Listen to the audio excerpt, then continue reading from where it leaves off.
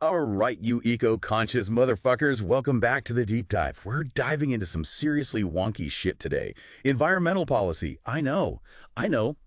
Sounds about as exciting as watching paint dry, right? But trust me, this shit's way more fucked up than you think.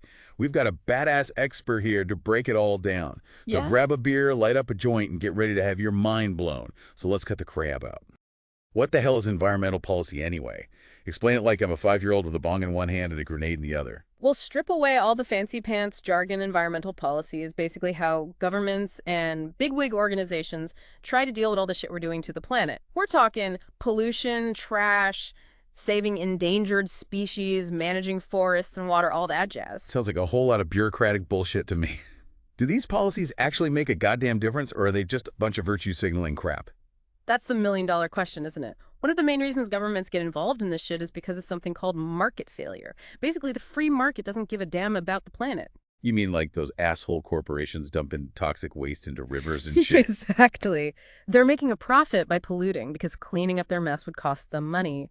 But everyone else has to deal with the consequences, polluted water, health problems, the whole 9 yards. The market just doesn't factor in those costs. So you're saying humans are just greedy bastards who screw over everyone else for a quick buck? Color me fucking surprised. Isn't there some fancy pants term for that, like the tragedy of the something? The tragedy of the commons.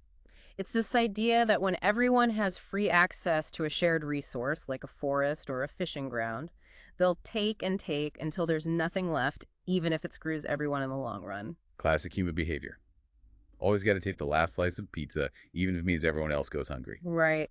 But here's where it gets interesting. There are some economists who see the economy as just one part of a larger ecological system. They argue that our policies need to be ecologically rational, meaning they need to take into account the planet's limits. Hold up. You're telling me there are economists who actually give a shit about the environment? That's some next level shit.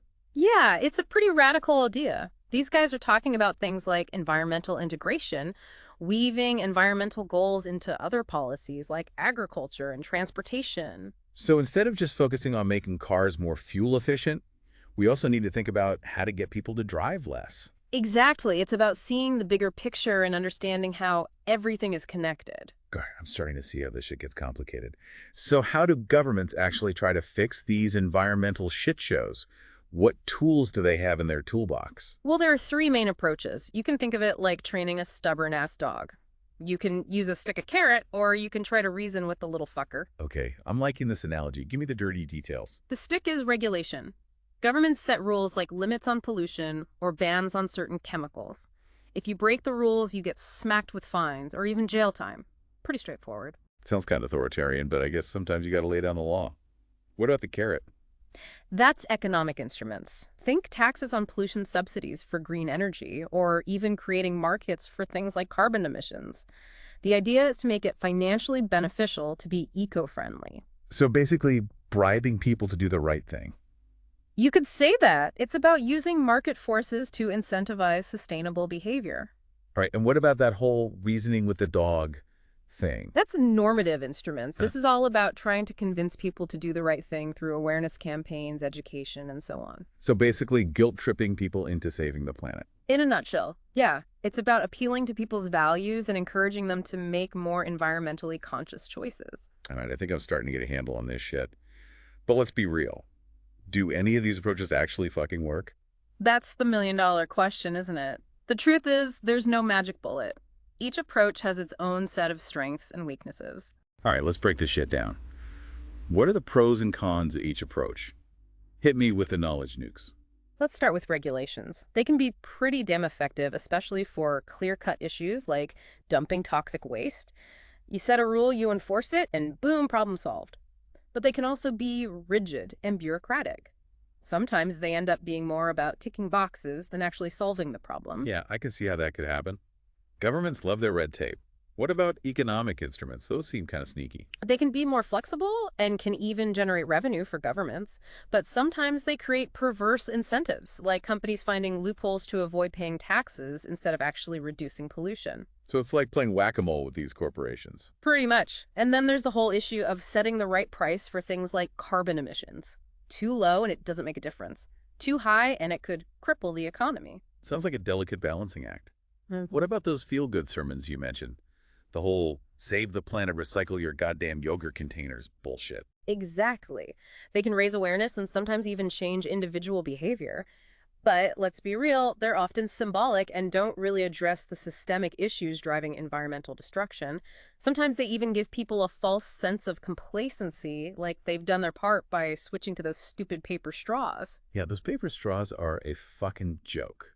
They get soggy before you can even finish your drink. Right, it's like putting a Band-Aid on a gunshot wound. So what you're saying is all of these approaches are kind of fucked up in their own way. No wonder the planet's kind of shit. Look, it's complicated. There's no easy answer. What works in one situation might not work in another. It depends on the specific problem, the political context, and a whole bunch of other factors. Like trying to herd cats. Each cat has its own goddamn personality. This is some depressing shit, man. Yeah. So are governments even trying to effectively address these problems? Or are they just paying lip service to this whole environmental sustainability bullshit while they're busy lining their pockets and screwing us all over? That's a cynical but valid point. The good news is there's this idea of policy integration, where governments try to weave environmental objectives into other policies like agriculture, transportation, and energy. For example, making cars more fuel efficient is great, but if people end up driving more because of it, you haven't actually reduced emissions, right? Right. It's like giving a crackhead a faster car. Exactly. So the idea is to think about the big picture and how different policies interact. Makes sense. Yeah, I get it. But let's be real. Politicians love to talk a big game about sustainable development and green this and eco-friendly that. But do they actually walk the fucking walk? That's where things get even more complicated. Yeah. Research shows that policy integration has had limited success. Part of the reason is that powerful interest groups think big corporations and industries often prioritize short-term economic gains over long-term environmental sustainability. They lobby governments, fund think tanks to spread their propaganda and use their influence to water down or even block effective environmental policies. It's a goddamn rigged game. Fucking hell. So is real change even possible? Or are we all just fucked? It's easy to feel that way when you see the state of the world. Yeah. But giving up isn't an option, is it?